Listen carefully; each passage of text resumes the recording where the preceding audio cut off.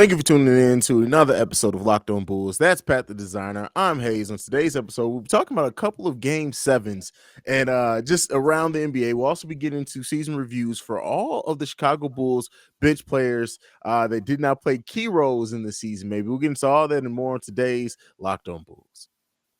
You are Locked On Bulls, your daily podcast on the Chicago Bulls, part of the Locked On Podcast Network, your team every day.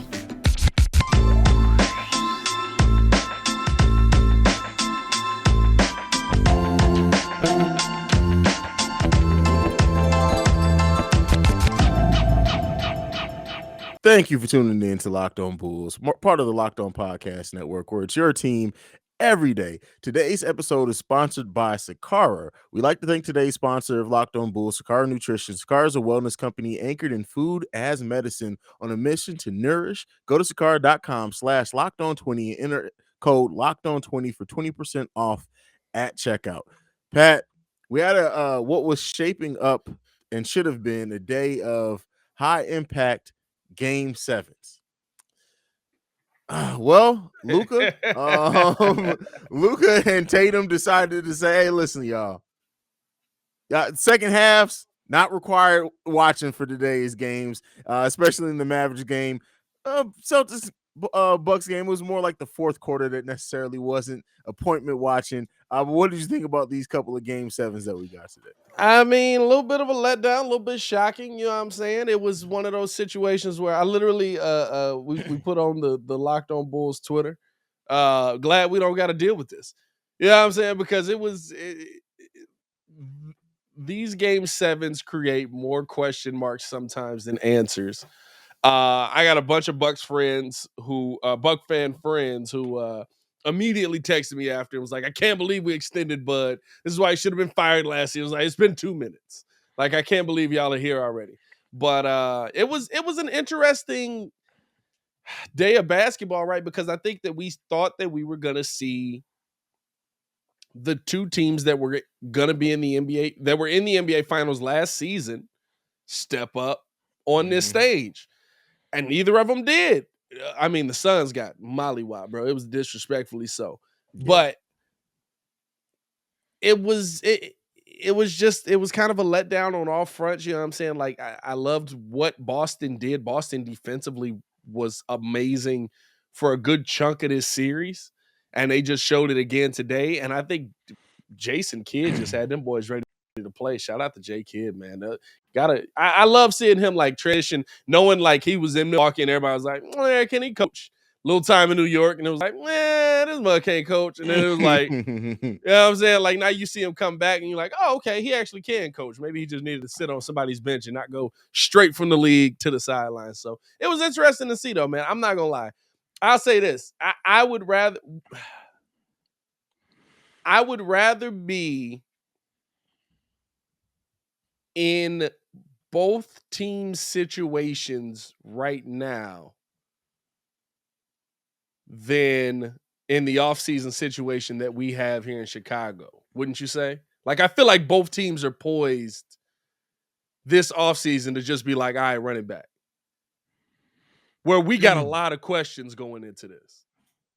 Well, I mean, yeah, but I mean, when you're a team that got eliminated in the first round, you're always going to have a lot of questions. But would I love to get to the place for both these? Much, you got some questions too. Well, I mean, yeah, but you got to look at the totality of even the series in the season rather than just the last games. In that case, if you're the GM, I will say that the position where the Bulls are, it's more exciting to see what they're going to do with this bench because they have a lot of options. But yeah, I mean, of course, I would love to be where the Suns are. I mean, I love to be where the freaking Milwaukee Bucks are. I think every Bulls fan would say that. But even taking that out, like in the fact that in a Game 7, Chris Paul and Devin Booker combined for 21 points, I would have never guessed that, bro. The rest of the starting five, so the three other players in the starting five only combined for 16 points. Hey, campaign getting big action out there. Cam Johnson was the leading scorer for the Phoenix Suns at 12 points. I don't know, bro. I That's was deep, man. watching that. At home. I watched that game, that Suns game, and I was just confused at what the game plan was. Like, did they just knock you off your heels that much? Was there a game plan that you were trying to implement? Was it like it didn't look like Dallas was doing something where they were just like in the perfect position all night, and it didn't like it really looked like nobody knew what they were doing. It looked like Chris Paul wasn't really setting guys up. It looked I know that's crazy to say about the point guy, but it looked like Chris Paul really wasn't setting guys up. It looked like Devin Booker was just completely off all night long. And at this point, right, DeAndre Ayton's a non-factor when we're talking about playoff play. Like, yeah, he'll give you a couple of games where he gives you a nice output. He'll give you 20 points. He'll give you, but I think we all thought DeAndre Ayton was going to take that step and be max money DeAndre Ayton. And I feel like Phoenix, that's the biggest question they got going into this offseason now, where it's like, hey, I don't know if we can pay you that money, bro, because you put up a solid what was that stat line? 5, 4, and 2. Well, and think about this. Think about this. People give Nikola Vucevic crap when he gets 16 and 10 for the Chicago Bulls. It's a bad day. 16 and 10 is a bad day for Vooch. Man. Yeah, I'm saying like it's one of those things where like serious question right now. Would you rather have going into next season, knowing Vooch on his bad days is 16 and 10, or the youth of DeAndre Ayton, where you feel like he can become the player that we've seen him be, right? Like he's been the 36 and 15 dude as well. I'm not going to take it away from him, but do you feel like he's always going to be that inconsistent guy, or do you feel like he can take that next step? Do you where would you rather be with the Bulls moving forward on the big man front? Because it's interesting when you think about Vooch, like Muggs would be killing Vooch and be like, yeah, I realize he had like 20 and 15 tonight, right? But he missed corner threes. Like, I know, but okay, here's listen, as much as I love to bring realism to Vooch haters, I still would take DeAndre Ayton. Keep in mind, he averaged almost the same points per game and rebounds per game as Nikola Vucevic, with a higher efficiency rating with 21.99 to where Vooch was at 17, and he has a better defensive rating of 105. So you still take the DeAndre defense Ayton. alone might say you just got to build. And I think the Suns have a well-built team, right? Like you got to build your team the way that theirs is built. It just so happened that everybody tonight was bad, but I mean, this isn't new for DeAndre Ayton, right? This has been the question mark on him all season. 20 and 12, 12 and 10 the next night, right? 35 and 14, 9 and 6 the next night. Like this has been the question mark on him all season. But if your team is built like that, listen, you can still have the best record in the NBA. I think the biggest surprise with all of this is that both teams got beat to the point where it was like, hey, did y'all know it was game 7 tonight? Yeah, like that's the biggest thing is that both the teams that lost, they almost didn't seem as if they understood the weight of the moment. And that's crazy for teams that were just in the finals last year, right? These aren't just teams that it's like, hey, this is your first time going on a significant run. You made it to the pinnacle. Yeah. So what's going on here, play? So I'll ask you this. Would you now say that the injuries from last season played more of a factor coming into this season, or played more of a factor on both teams getting to the finals, as we're seeing the difference in both teams this season, right? Like the path to the finals was clearly harder in the Eastern Conference and in the Western Conference with a healthy Luka Doncic, with a healthy Jason Tatum over there for them, right? Like, but last season, the injuries really kind of set the path on both sides of the field for them. Well, I wouldn't say it's just the injuries too. Let's keep in mind the East is greatly improved this season, and their competition improved as well. Yeah. Spencer Dinwiddie's been key this series. That's a weapon that they did not have last year. So outside of just the injuries, the improvements that I think both teams made this offseason is really, yes, I wouldn't say at all that the injuries don't play, like, because that would just be foolish to say the injuries last year didn't play a factor. But I also think it's that, hey, they started this arms race, and now teams know, hey, listen, we had to improve this season. We had to go in, we had to make some moves, we had to tune some things up. And I also think that maybe the hunger of the other teams not getting here before or getting over the teams that were in the finals last year was enough because Luka was motivated to beat the Suns. Oh, We yeah. knew this. He got real hate for Devin Booker. We've seen Luka curse more this playoff series than anything else. So I definitely think that plays a role into it. And then, both team had solid contributions off the bench and big players coming off the bench for them. And next we'll get into talking about the Bulls bench and who stays, who goes, and what we see there. But I got to talk to you guys about a new sponsor that we have, and that's Sakara. Feeling best starts with what you eat. Sakara helps you live healthy, balanced lifestyle, and truly enjoy it with delicious, plant-rich, transformational nutrition that builds a foundation for living in your best body. Now, in this time of it, now it's the time to seek wellness, joy, and abundance in all areas of your life, starting with what you eat. With Sakara, you get nutrient-dense meals, snacks, and supplements that nourish your body without ever sacrificing taste or quality. Looking and feeling your best shouldn't mean deprivation. Instead, choose joy and abundance. Sakara's organic, plant-rich, transformational nutrition programs are designed to help you cultivate body intelligence so you can nourish your body and experience the results you want. Sakara is a wellness company anchored in food as medicine on a mission to nourish your body through the power of plants.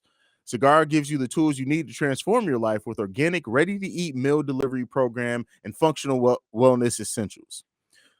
Woo. As of right now, Sakara is offering our listeners 20% off their first order when you go to sakara.com/lockedon20 and enter code lockedon20 at checkout. Sakara, that's SAKARA.com/lockedon20 to get 20% off your first order. Sakara.com/lockedon.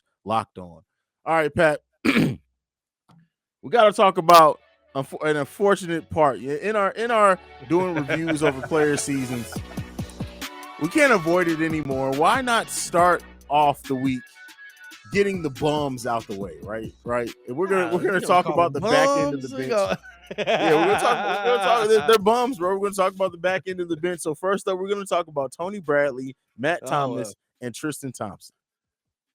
Are we doing keep waive trade on each one? We're doing keep waive trade. So in the comments for every player, put a K, a W, or a T for every player. Or you can just write it out. Y'all got more than enough characters to write it.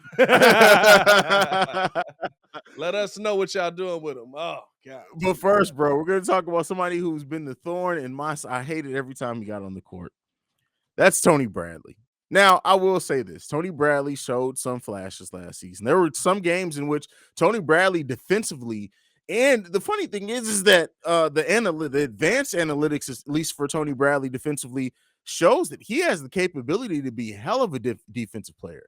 But unfortunately, his season is pictured by Steven Adams picking a grown man up and carrying him away as Tony Bradley proceeded to start to talk crap and did not realize he was being picked up and moved by a fully grown man. But where do you stand on Tony Bradley? And do we keep, waive, or trade Tony Bradley? Nah, I mean, you can't look at the numbers and feel good about him, right? I mean, 3 points a game, 0.6 blocks per game, right? 3.4 rebounds. But you know what? There's an old adage around the NBA. And not to say that I want Tony Bradley as the first big man off the bench. But Tony Bradley is 24 years old. Mm-hmm. I would keep Tony Bradley. Not like he's eating up a ton of money. Not like he's really bringing down the salary cap, right? And for me, can you continue to work with the people that are going to be in the building and develop your game? Maybe not, right? But maybe if we get to the point where we need to use Tony Bradley, right? Like having that end of bench guy, I would rather have a dude that's 7 feet, 240, 250, just about. You know what I'm saying? 25 years old going into next season. It'll be his age 25 season. Mm-hmm. I would rather have that dude on the back end and say, hey, listen, if things go the way they went this season, and like you said, in times when Tony Bradley started, Tony Bradley did okay against some of the smaller bigs in the NBA, did okay facing up defensively. I think there were a couple games we talked about this season where we threw him out there, even against Giannis, and we were like, this is going to go badly. And he actually Looked like he had some defensive footwork. It looks like there's some things in Tony Bradley that could go in the right direction. Now, I don't expect him to come out and have a killer offensive game. I don't want to see him on the floor a ton. But if I was going to say, out of all of the guys that we have on this team, we keep waive and trade, I would keep Bradley as that third big man option off of the bench. Yeah, no. So what I said on that, no, I feel everything you're saying there, and realistically and just being honest, like as a third big off the bench, you can do worse than Tony Bradley. Yeah. But what I'm hoping is that the Bulls, if they make any type of trades, Tony Bradley got to be thrown in there. Like, just go ahead and throw him in there, send some cash considerations with him so the other team can waive him without. Like, yeah, he's a little bit under a $2 million contract next season, which isn't huge to waive either. But it was the inconsistency for me, and it was how bad. So when he was on, it looked pretty good. You can see some things that you can build on. But when he was bad, it was god awful. It was god awful. I'm talking about, like, literally dropping the ball from the action of catching the ball to just doing this to put the ball up. Try to, even because sometimes he didn't even get to actually try to shoot it. Just before he can shoot it, the ball somehow slipped out his hands and the other players were running back to the other direction. Come on, that is fundamental things that I don't want. And I hope Tony Bradley can go to a team that can invest in his development. And, Tony Bradley does have a chance to turn into a solid bench role player. But I don't know if it's going to be here. Yeah, I don't know if it's going to be here. I don't know. Out of all of the guys that we got to say on here, I would be intrigued to keep Tony Bradley. At a minimum, I will give you this though. He got, like, big man, all big man. Why y'all bringing the ball down, bro? What's the new thing with that? Like, you bring the ball down and you want to, like, just keep the ball up. You 7 feet tall. Pivot. It's like they don't teach him to pivot anymore. Don't take the ball, like you said. Pivot. Catch it, and then you're there. You're 7 feet tall, brother. Come on. That's it. Next player up we got the sliced white bread. Matt Thomas is in the building. We're reviewing Matt Thomas next. Hold up. I done knocked my headphones out. Yeah. God dang. Can't hear a word. Hold on. We back. All right, we back. You keeping Matt Thomas? I don't know. I'm just talking shit. Listen, Matt Thomas's season, man, much like Alfonso McKinney, who we are not reviewing, but I believe somebody needs to correct me if I'm wrong, but I believe it was that same Houston game where Matt Thomas looked like he was going to be a generational shooter. No, but Matt Thomas's season has just been while some games he did provide that shooting that you look for, most of the time he didn't get very many minutes. He was terrible defensively for the most parts of the season. I remember at times that when I was doing my season preview over on Chicago Bulls Central, there were people who were saying there's no way that Kobe passes Matt Thomas in the depth chart. And I was like, you guys are crazy. You guys, what are you smoking? What did you think about Matt Thomas this season? I'll say this about Matt Thomas, right? If we were to, what did we need? What did we really need, right? I think that if we were in the playoffs and Matt Thomas could have gone, Matt Thomas would have got run. And he probably would have been able to do what he's able to do. He's not a great defender. I will give him credit for trying. I will actually give him credit for trying. Because he tries to stay in front of everybody. It don't work, but he tries. The thing about Matt Thomas for me is that he didn't get an opportunity to show on a consistent basis that he could do more. When he got on the court, he did score. And the thing that the Bulls need is 3-point shooting. It's something that he actually does well, no matter what we want to say about it, right? Like, he shot 47% in 41 games in Toronto. Shot 41% the next season in 26 games. Now, granted, this is not in a lot of minutes. It's still 7 to 10 minutes. Here, he shot 38%. I don't think that if we add more time to his game, he'll be able to shoot less. But you also have to put him in there. Like I said, you should have put Kobe White in there as the microwave. If Matt Thomas is on, you keep playing him. If he's going to be on the team, now I will say, I would probably trade Matt Thomas because I feel like teams are going to look at those same 3-point shooting numbers and say, yeah, you know what? He's not getting a run on that team. If we give him a little bit more, he might be able to shoot the ball a little bit better. He might be able to score the ball a little bit better. He might be able to actually extrapolate those numbers out in more time.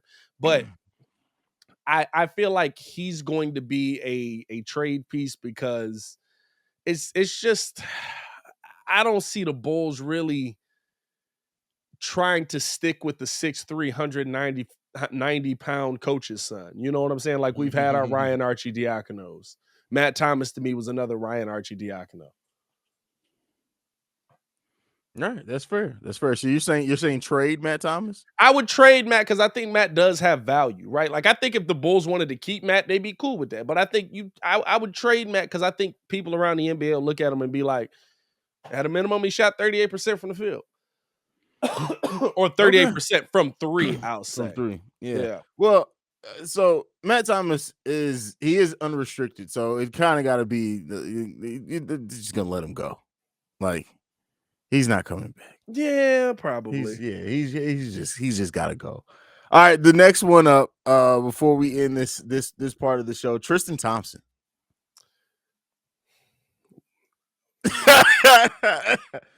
Listen, if saying the right things were something that could keep you having a bench spot, you got to keep Tristan Thompson. But unfortunately, like really looking at what he gave us, he was a more competent Tony Bradley. But by that, that still was nothing special. That's really all it was. More competent? I don't know about that. You don't give him more competent? I mean, a lot of offensive fouls. I don't know. Tristan's is he really going to be a part of your team when you feel like you're doing something? What's he going to bring the team? What value is he giving to the team? He had a couple of moments where he talked a good game, right? But like, and there was some moments where you felt like, okay, we got our tough guy in the building. He really didn't prove to be that either. Like there was nothing that Tristan really did here. Like I hope, right? Like I would lean more towards keep because the experience is there, the knowledge is there of the NBA, the knowledge of, but like, do we really feel like Tristan Thompson? We thought Tristan Thompson was going to be that piece that was going to help us with the rebounding struggles, and he really didn't. You know what I'm saying? We really didn't get help with the rebounding struggles till Patrick Williams came back. So I don't know. For me, his rebounding this rate for all three teams that he played on, damn, it's actually one of the lowest of his careers, right at 17. That's crazy. That's crazy. No, I'd let him walk. You don't have to waive him, but we said keep, waive, trade. I would pick waive on Tristan Thompson because I don't feel like he brought you any of the things that you thought he was going to bring you. He didn't make you tougher. He didn't bring you any tenacity. He didn't bring you great rebounding. Like at a minimum, bring me the basketball thing. Yeah. Yeah, you're right. I got to be right there with you. Definitely a wave because that's all you can give. That's all you can give it.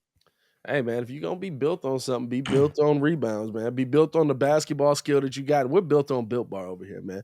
Here's the thing about Built Bar. We got to tell you something. I didn't get to partake in the birthday cake puffs. I won't put that out there. Shout out to y'all, though. But I've heard that the birthday cake puffs per Haize are mad fire. I'm just Hey, can you speak to the birthday cake puffs? How are they, man? Hey, the birthday cake puffs are fire, man. Okay. All jokes aside, they fire. I wouldn't know. But hey, if you haven't tried the puffs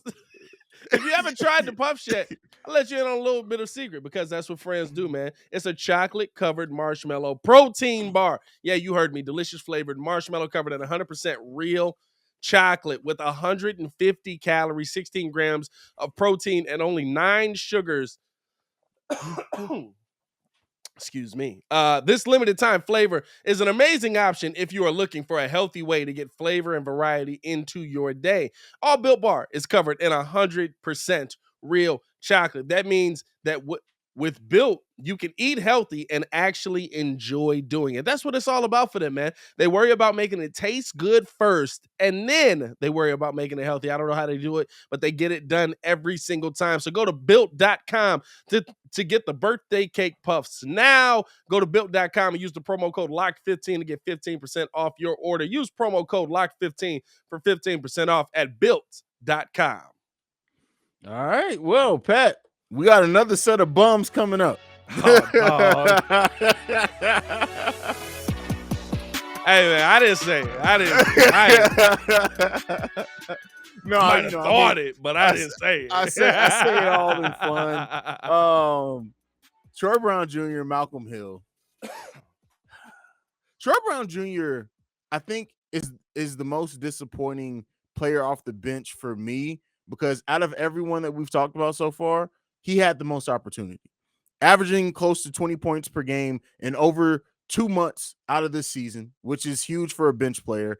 I was actually surprised when looking at it and going over his numbers, just how many minutes Troy Brown Jr. really did play this season, because for a while there, it felt like that's how invisible this man was. Because when finding out that Troy Brown Jr. played 19 minutes in the month of December, 21 minutes in the month of January, and 20 minutes in the month of February, while playing almost every game available during those months, were wild to me, because it didn't feel like we saw Troy Brown Jr. that much. And that is where the issue lies the most with Troy Brown Jr.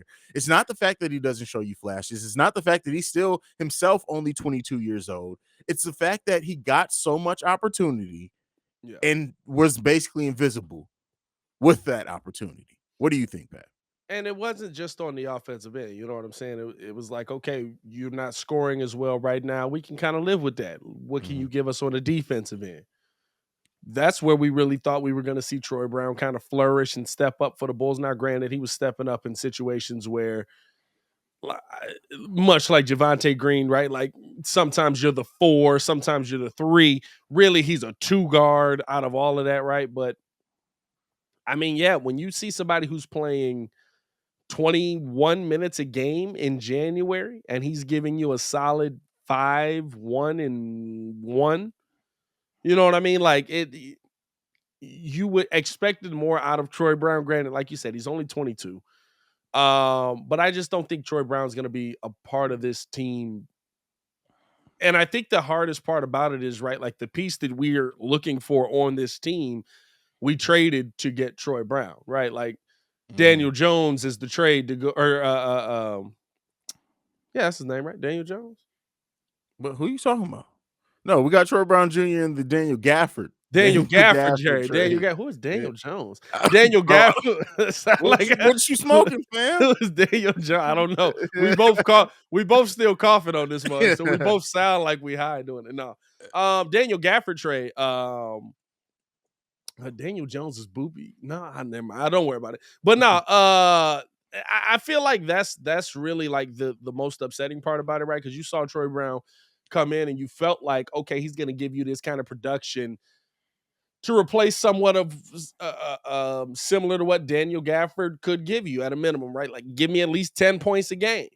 I don't need the same amount of rebounds because that's what he does, but, give me some competency on defense. Not to say I wanted apples to apples on that, but I did want to see Troy Brown do a little bit more, and we just didn't see that. And so for me, Troy Brown is probably a waive for me.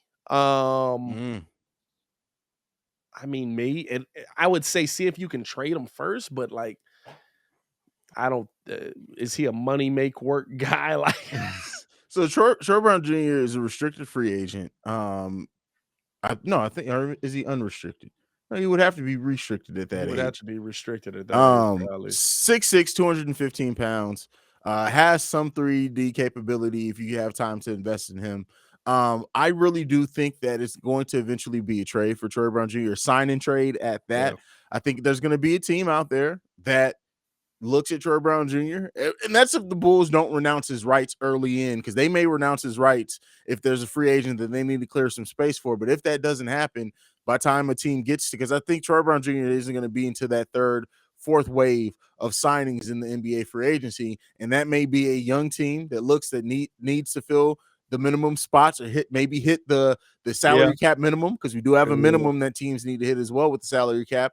And Troy Brown Jr. may get a contract upwards to $6 to $8 million a year from a team. And if the Bulls, as we've seen with AK and Eversley, they find a way to somehow turn those type of deals into signing trades. And if they can do that, even if it's getting back a second round pick, hell, you saw what AK did with a second round pick this year. So I think if they do it, it may be a small signing trade where it just helps the team maybe get them a little bit of extra money. But I really think that's going to be it. Now, here's the question mark that you got to think about with all of these guys, and something we really haven't taken into account. Do we see them just keep some guys because of COVID and they already know the system? No, I don't think so. At this point, this team needs to, like, that's the one, other than signing Zach LaVine, because I don't expect anything to happen in the starting five. All the moves are coming from the bench. So I don't think there's any of this, hey, we're going to keep these guys because they know the system. If anybody, if that happens for anyone, I think it may be Matt Thomas as a back of the end. Might be Matt, back of the end deal. So, like a Keep back Matty of the legend, man. Exactly. But yeah, that's what I think on that one. The last one Every for great today, basketball team's got a spunky white guy. Yeah, you got to, man. That's why I call him the sliced white bread. You always gotta have some sliced bread in the house. Malcolm Hill. Now, this is a guy who did show some flashes. He's older.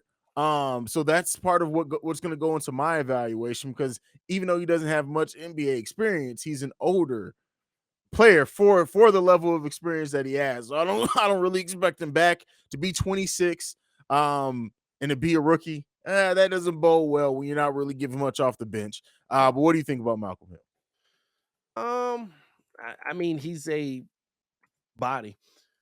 Like most of these guys are, you know what I'm saying? Like the funny thing about doing this episode is, it's like we really trying to do a real breakdown on this. We hope that most of y'all understand, like, there's not much of a breakdown to do on these mugs. Like, shout out to him. He's out of Illinois. It was good to see him. He had a big steal in one game. I don't actually remember which game it was, but I remember Malcolm Hill came up with the big steal, and he was out there.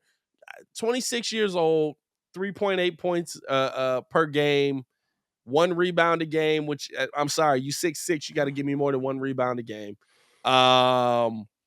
He saw a little bit of time on the floor, about at a certain point, about 13 minutes per game on that road trip when we signed him. And he actually, like you say, he played well, like 4.5 points a game, 46% from the field, 34% from three, but he doesn't do nothing. Like, is he a great defender? No, he's an aggressive defender. He's like Pat Bev, but like not as agile.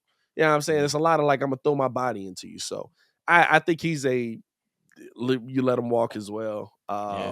It's sad like, this is really where our bench got to. Like, that's really the part you got to think about with it. Like, our bench fell this far this season based on, and these guys were getting minutes because everybody else was injured. This is true. And Matt Thomas, shout out, like you said, he there was times where he hit some big baskets for us. There were some times where he, like that steal that you mentioned. There's some times that Malcolm Hill did some things for us that were just like, hey man, listen, for somebody who was bargain bin shopping, to fill a space, you understood what he was going to give you. So it wasn't like it was a player that you were looking, like with Troy Brown Jr. coming into the season. We were looking for Troy Brown to contribute in some ways. You weren't looking for Malcolm Hill to do much of anything, and he kind of outplayed that expectation with just in how some of the games he was able to come up with in big spots for us. But yeah, he's a walk too. You gotta waive him. You gotta keep. He's gonna keep it moving. He's gonna be probably in the G League next year. He's gonna be a career G Leaguer, more than likely than anything. But shout out to him for making the NBA and getting some minutes. Shout out to him playing in Chicago at that, another hometown kid. But other than that, for the basketball reasons, there's no reason for Malcolm Hill to be on our roster next year. Not a single one. There's no reason for most of these guys to be on our roster. I'm not gonna lie to you. Unfortunately, you hate to say it, but it just is what it is. I mean, it was that Memphis game too, right? That Memphis game was like his second game with the Bulls. We thought he was gonna be a dog on it. Like, oh, Malcolm Hill might be the guy we need. He had 12 points, 8 rebounds, 5 personal fouls. So. Yeah, no, I gotta let him go. I hate to see you go, brother, but not really. Don't let the door hit you on the way out. Yeah, there you go. Shout out to you. Thanks for staying. Hopefully you got some good Portillos while you were here and you enjoyed your stay. Yeah, I And mean, shout out to I you and the rest of your visited the crew. Bean at least once. Yeah, I mean, Yeah. yeah, Barnes and Noble downtown. Yeah, man. Starbucks Reserve. Yeah, I hope you had a good time. Get up out of here. There you go. There you go. There you go. Took the kids, if he has any, to Legoland. Maybe he went to Legoland himself. Legoland Chicago is amazing, by the way. But yeah, that's it. All right, my boy. Hey, man. Yeah. You got anything left for Hey, it wasn't nothing left, man. Wasn't nothing Hey. left. I ain't gonna lie to you. We gotta come a little harder on a Monday episode next time, dog. You know what it is? It's not us. It's y'all. It's the bench. It's the bench. What we supposed to say? I mean, we could have talked about Ion came in here with a lot more energy, right? Like we definitely could have. It's not us. Listen, there's no news, there's nothing going on. We can talk about Zach's knee all day if you guys want some Zach knee content. But man, kind of is what it is. It's not us. It's y'all. The bench is awful. Good Lord, okay, get that together, brother. Nah, man. Hey, we appreciate y'all for tuning in and rocking with us, man. Follow us on everything at Locked On Bulls and follow me on everything at Pat the Designer. It's at PATTHEDESIGNER.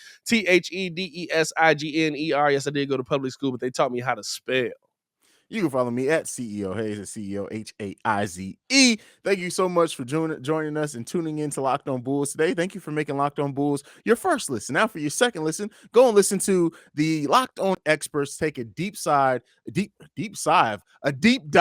the playoffs with insight and analysis affecting all 30 teams over on Locked On NBA. You even catch our very own Pat the Designer over there once a week with Nick.